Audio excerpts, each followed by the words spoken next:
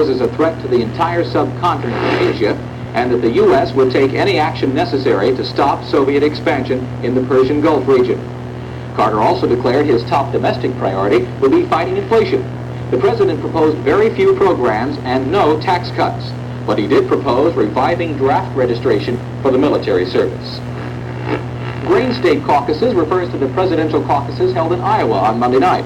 A caucus is a local political meeting where people on the county level choose whom they want to be the candidate in their party.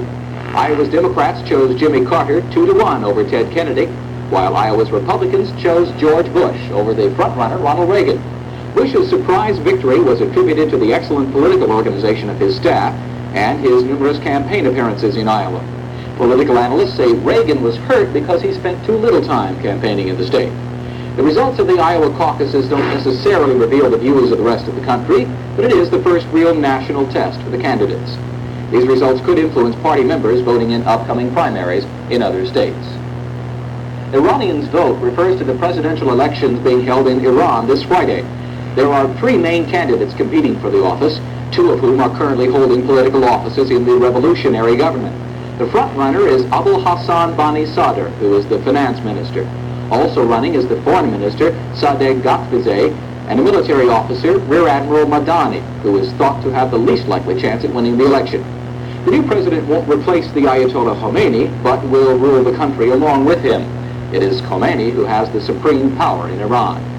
It is hoped that once the Iranian elections are over, the new president will speed up the process of the American hostages' release. Time for our second pop quiz. In our story on President Carter's State of the Union address, we told you the president's top priority for 1980 is to build United States utility companies, military strength, subcontinents. And the correct answer is number 2, military strength. A lot of people take on second jobs to make a little extra money, but there are some people who work in their spare time because the job itself is so much fun. By day, Jan Cronin is a secretary, but at night she has a second job that's a little more unusual. Spanish? Yes. We have for you a singing telegram. Happy birthday to you. Happy birthday to you. Happy birthday, dear Chuck. Happy birthday to you. Jan delivers singing telegrams. For $35 a tune, she'll wish the lucky recipient anything from happy birthday to bon voyage. Most people, they're so taken back, and they stand there while I'm delivering the message, whether it's a birthday or an anniversary or whatever. It's really fun watching their expression and how they handle it. Happy 25th birthday, Chuck. Jan says people like to surprise each other on special occasions, and sending a singing telegram to an unsuspecting friend or relative is a good way to do it. People cry. Men give you a kiss afterwards sometimes. It's different. Everybody reacts to it differently. I had one man hide in a great big book, and he peeked over the book at the end of it, and that was different. Sort of like stepping into a cold shower, you know. It's just a big shock, really. Has that ever happened to you before on your birthday? No, at my birthday or Christmas, nothing. It's really a shock. Big surprise. Really enjoyed it, though. Jan usually writes her own lyrics and sometimes even makes up the tune. All you have to do is call her up a few days beforehand and tell her what kind of message you want her to deliver, and she'll take care of the rest. And she says sometimes she's the one who gets the biggest surprise when she sings. My first singing telegram, and my knees were knocking, and I was probably more nervous than this poor man that I was delivering the telegram to. But his dog kept jumping up on me and nipping at my heels. And like a real trooper, I kept right on singing, because the whole thing is this dog is attacking me.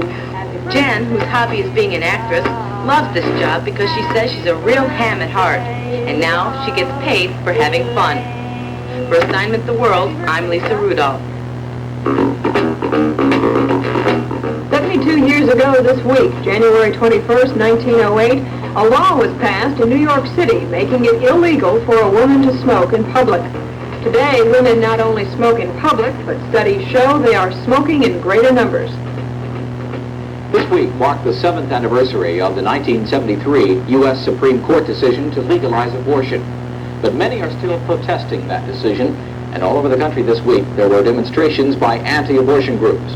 Pro-abortion groups say it should be the mother's choice whether or not to have an abortion, and that the U.S. Constitution grants everyone the freedom of individual choice to make that decision. They say the law doesn't condone abortion, but only makes it available to those who choose to have one. The anti-abortionists say abortion is committing murder on a living fetus, and that this should be against the law. They say making abortion legal is condoning murder, and more women are having abortions than before because abortions can be performed so easily. They say the current abortion laws are violating the moral standards of this country. What do you think? Should abortion continue to be legal in the United States, or is abortion violating the human rights of unborn children? Write and let us know what you think. We'd like to hear from each of you. Our mailbag question of 2 weeks ago on whether the United States should spend more money on space exploration brought us several hundred responses, and they indicate that if our viewers have their way, Star Trek and other space adventures will remain science fiction. Nearly 55% of our letters said that no, there should not be any more money spent on space exploration at this time. 41% felt that there are benefits in space and that we should spend money in exploration, while 4% of our viewers were undecided. The majority who felt that there should not be more space funds gave a variety of reasons. Among these were concerns that there were more important problems. Art Collar says we should deal with problems like the hostages, food shortages, Russia, and the Middle East. Kaylee Gary also feels we need our money to heat our homes and put food in our mouths. And Aaron Bulware would like to see space money used for the military to protect the United States in case of a war. On the pro-space side, Melissa Murphy writes, we should spend money on space travel because of all the things that have come out of space research and will come in the future. The knowledge we've gotten and will get can help the Earth solve its problems.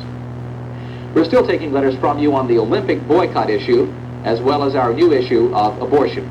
Send your responses to us here at Assignment the World, P.O. Box 21, Rochester, New York, 14601. Now, here are the clues for next week's show. Let's see how you do. Sinai's new flag. That's Sinai's new flag. Second clue for next week, Colorado Springs. That's Colorado Springs. And finally for next week, Islamic Conference. Islamic Conference. These are clues for events which we think will happen during the next week. Good luck. Time for our last pop quiz. In our story on the Iowa caucuses, we told you the results of the caucuses are the first national test for the presidential candidates. A caucus is a local political meeting, anesthesia, campaign group.